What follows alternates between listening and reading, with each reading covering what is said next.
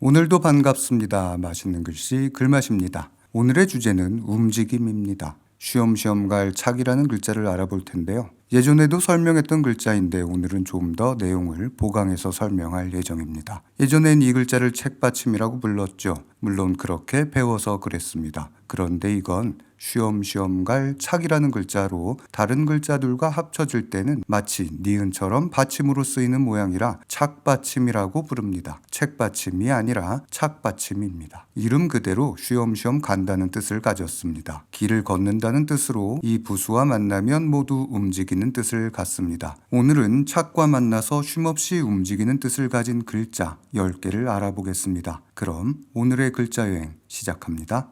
우선 착이 왜 쉬엄쉬엄 간다는 뜻이 붙었는지 옛 글자를 통해서 알아볼까요? 갑골문에서는 이랬습니다. 길을 뜻하는 단일행, 즉 중인변이 있고 그 옆에 발 모양이 있었는데요. 길을 걷는 뜻으로 그린 걸 겁니다. 시간이 지나면서 단일행은 위로 올라가고 발은 그칠 지 모양으로 변해서 지금의 자형이 되었는데 이렇게 쓰지 않고 받침으로 이렇게 변한 모양으로 쓰이죠. 이게 쉬엄쉬엄 갈 착이라는 글자입니다. 길을 걷는다는 뜻에서 시작했죠. 그런데 이런 모양도 있죠. 이거 헷갈리시면 안 되니까 설명드리고 가겠습니다. 이건 길게 걸을 인이라는 글자예요. 착과 닮았지만 조금 다릅니다. 단일행의 뜻을 가진 중인변에 가로획을 길게 하나 그은 모양이죠. 걸음을 크게 걸어 멀리 가는 뜻을 가진 부수입니다. 이게 붙은 건 길게 뻗친 그리고 시간적으로 지속되는 뜻을 갖습니다. 뻗칠 연에 쓰이고 세울 건에 쓰입니다. 길게 걸은 인과 쉬엄쉬엄 갈 착이 다르니 주의하시길 바랍니다. 첫 번째 글자 보겠습니다. 지금 쓰는 이 글자 많이 보셨을 겁니다.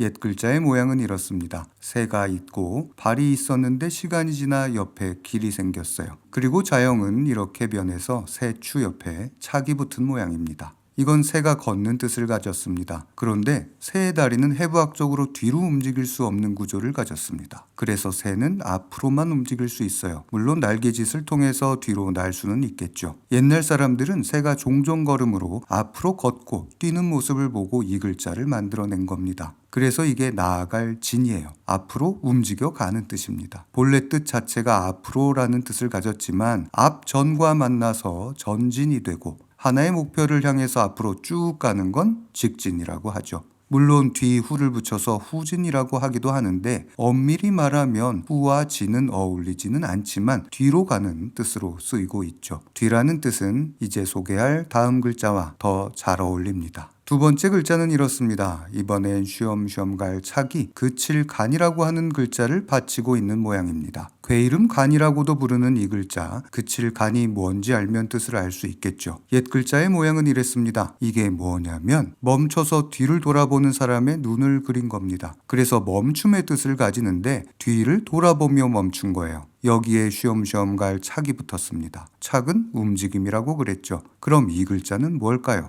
뒤를 돌아보고 그 방향으로 움직이는 뜻입니다. 그래서 이 글자가 물러날 퇴예요. 뒤로 가는 게 바로 물러날 퇴입니다. 아까 나아갈 진은 앞으로만 가는 새 추를 붙여서 나아갈 진이 된 거고 물러날 퇴는 사람이 뒤돌아보는 모습을 붙여서 뒤돌아가는 퇴가 된 겁니다. 이렇게 합쳐져 진퇴라고 하고 여기에 두 량과 어려울 난을 붙이면 진퇴양난이 되어서 앞으로도 뒤로도 움짝달싹 못하는 상황을 가리키죠. 또한 여기에 글자 자를 붙이면 퇴자가 됩니다. 퇴자는 발음이 변해 지금은 퇴자라고 하고 있는데 불합격을 뜻하는 물러날 퇴라는 글자를 찍는 뜻으로 퇴자가 된 거예요. 그리고 퇴는 물러나다 말고 물리치다는 뜻도 함께 가집니다. 그래서 다스릴 치, 고칠 치를 붙이면 적이나 해로운 존재를 물리쳐 없애는 뜻을 가진 퇴치가 되죠. 물론 귀신을 쫓아버리는 주술적 행위, 퇴마에도 이 퇴가 쓰입니다. 세 번째 글자 보겠습니다. 이 글자도 몇 번 설명드렸던 글자인데요. 이렇게 생겼는데 착받침이 받치고 있는 글자는 불시선이라는 글자예요. 양손에 불씨를 들고 있는 모습을 본뜬 글자로 여기에 착이 붙어서 불씨, 불을 들고 길을 걷는 모습을 나타낸 겁니다. 이건 남이 가는 길에 불을 비춰준 의미로 중요한 사람의 앞길에 불을 비춰서 보내는 뜻을 가집니다. 그래서 우린 이걸 보낼 송이라고 하죠. 불씨 선의 모양이 바뀌었지만 원래는 불씨였다는 점 기억하시면 불을 들고 누군가를 보내는 뜻이라는 것 쉽게 이해하실 수 있을 겁니다. 보내는 건 헤어짐일 수도 있죠. 그래서 떨어진다는 뜻을 가진 달을 별, 나눌 별을 붙이면 송별이 되어 떠나는 사람을 이별하여 보내는 뜻인데 떠나는 사람을 기쁜 마음으로 보낼 수도 있겠죠. 그래서 기쁠 환을 붙여서 환송이라고 하면 잘 되어 떠나는 사람을 기쁘게 보내는 뜻이 되는 겁니다.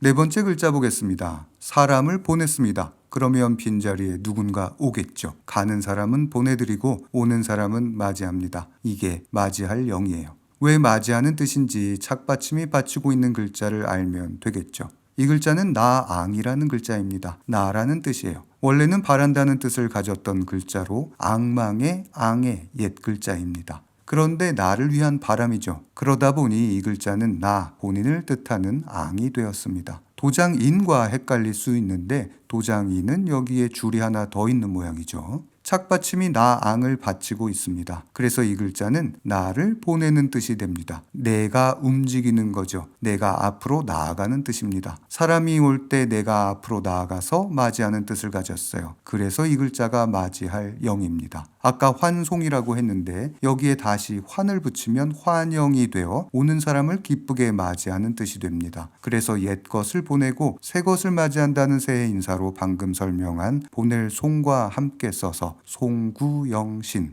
이렇게 쓰고 있습니다. 다섯 번째 글자 볼까요? 착받침이 이런 모양의 글자를 받치고 있습니다. 완성된 글자는 이렇죠. 성으로 쓰이는 성원이라는 글자인데 옛 글자의 모양은 이랬습니다. 원래 뜻은 긴 옷을 뜻합니다. 팔다리가 특히 긴 옷을 뜻하는 글자예요. 그래서 이 글자는 길다는 뜻도 함께 가지는데 이게 쉬엄쉬엄 갈 착 위에 앉아서 뜻도 함께 가지겠죠. 길게 가는 거죠. 그래서 멀리 가는 뜻을 가졌습니다. 긴 옷, 잘 차린 옷을 입고 가는 곳도 먼 곳을 가는 걸 겁니다. 그래서 이게 멀다는 뜻의 멀원이에요. 그래서 본다는 뜻을 가진 발알망을 앞에 붙이면 망원이 되어 멀리 본다는 뜻이죠. 망원 렌즈, 망원경에 씁니다. 그리고 사이에 거리가 있다는 뜻의 간격에 쓰는 사이뜰 격을 이렇게 붙이면 원격이 되어 원격 조정, 원격 근무에 쓰는데 멀리 떨어져 있지만 접촉하지 않고도 제어할 수 있는 개념의 뜻을 가졌습니다.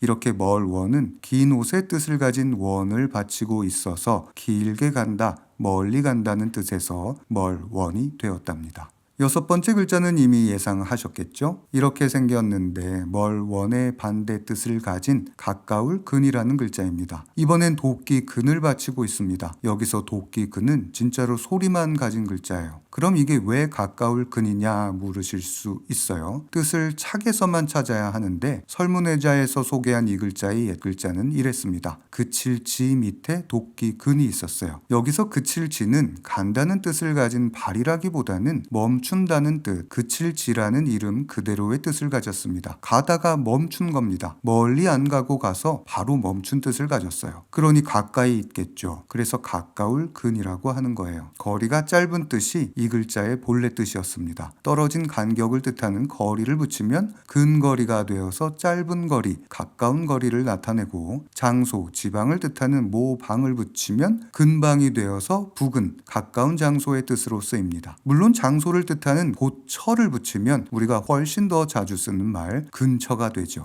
이렇게 멀리 가지 않고 멈춘 뜻을 가져서 가까울 근이 되었답니다. 일곱 번째 글자 볼까요? 제가 지금 이렇게 쓰고 있는데 착받침이 받치고 있는 건 이 비뚤어질 괴라는 글자예요. 뜻이 바로 와닿지 않으실 텐데 옛 글자 모양은 이랬습니다. Z자를 거꾸로 쓴 모양 밑에 발을 뜻하는 그칠 지가 붙었고 나중에 길을 뜻하는 단일행 중인변이 붙어서 지금의 자형으로 변했습니다. Z자 모양의 이걸 알아야 하는데 이건 뼈, 골의 옛 글자입니다. 나중에 육달월이 붙어서 뼈, 골이 되고 이 자체로도 뼈를 뜻해요. 뼈만 있는 모양을 그려서 Z자 모양인 겁니다. 그 밑에 입구를 붙였으니 뼈만 남은 입, 앙상한 모습을 그렸죠. 뼈만 남은 얼굴에서 시간의 흐름을 알 수 있습니다. 그렇게 움직여 가버린 겁니다. 그래서 이건 지나가버린 뜻을 가진 지날과라는 글자예요. 물론 형성자입니다. 그래도 뼈만 남은 잎 비뚤어질 괴에서 뜻을 찾아본 겁니다. 지나가버린 시간, 지나가버린 장소의 뜻을 가진 글자라는 점은 변하지 않습니다. 그래서 이 글자에 갈, 거를 붙이면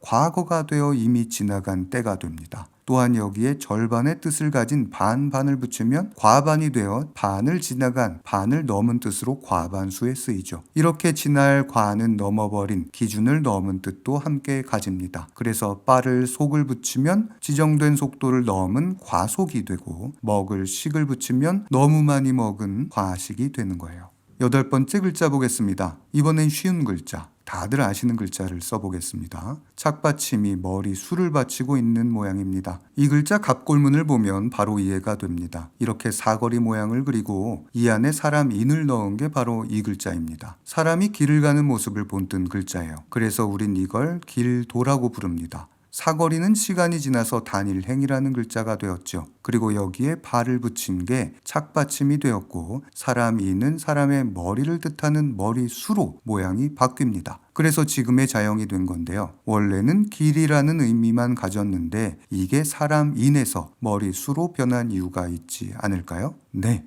맞습니다. 사람이 다니는 길에서 생각이 다니는 길로 의미가 확장이 된 겁니다. 그래서 단순하게 길을 의미할 뿐만 아니라 생각의 길, 즉 도덕, 마땅히 가야 할 길이라는 뜻도 내포하게 됩니다. 그래서 정의의 뜻도 가지고 방법의 뜻도 가지는 거예요. 그래서 뒤에 덕을 붙이면 윤리의 뜻을 가진 우리들의 양심을 뜻하는 도덕이 되고, 이치를 뜻하는 다스릴 리를 붙이면 도리가 되어 마땅히 행해야 할 바른 길이 되는 겁니다. 물론 사람이 걷는 길이라는 원래 뜻도 가집니다. 길로와 함께 써서 도로가 되죠. 그러나 길도는 머리수가 붙어서 사상적, 윤리적 길의 뜻을 더 많이 품고 있음을 이해하시면 되겠습니다.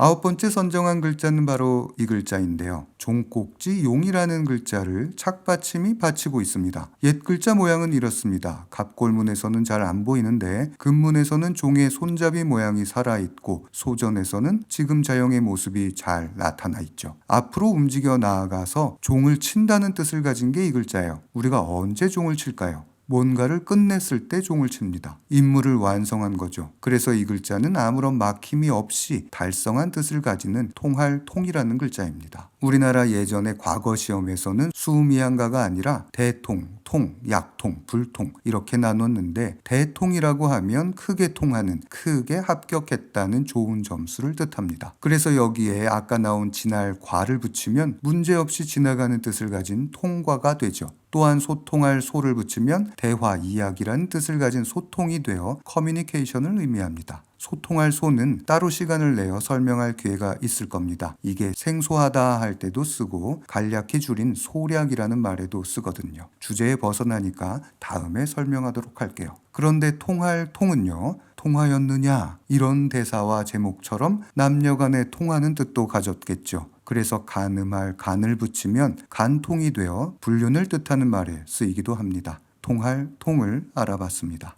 오늘의 마지막 글자 볼까요? 이번엔 군사, 군대를 뜻하는 군에 착받침이 붙은 형태입니다. 여기서 군은 소리를 나타내는데 옛 글자의 모양을 보면 수레 거를 둥글게 감싼 모양이었어요. 수레를 감싼 병사들이 쉬엄쉬엄 갈 착에 올라타서 움직여가는 모습을 그린 글자예요. 그래서 이 글자를 우린 옮길 운이라고 부릅니다. 뜻 그대로 움직이는 의미를 가집니다. 그래서 움직일 동과 함께 붙였으면 움직임의 움직임을 더한 뜻이 되어 땀나는 운동에 쓰고 있습니다. 옮긴다는 뜻으로는 옮길 반을 붙여서 운반, 혹은 보낼 송을 붙여서 운송 이렇게 많이 쓰고 있답니다. 그런데 옮길 운은 쉼없이 계속 움직이고 있는 상태를 뜻하기도 합니다. 그래서 그냥 운이라는 말로도 쓰는데, 운이 없다, 운이 좋다라고 하면 이미 대자연에 의해 정해진 움직임, 운수를 뜻하기도 합니다. 재물, 재를 붙이면 재물운, 재운이 되고, 나라, 국을 붙이면 나라의 운명, 국운이 되는 겁니다.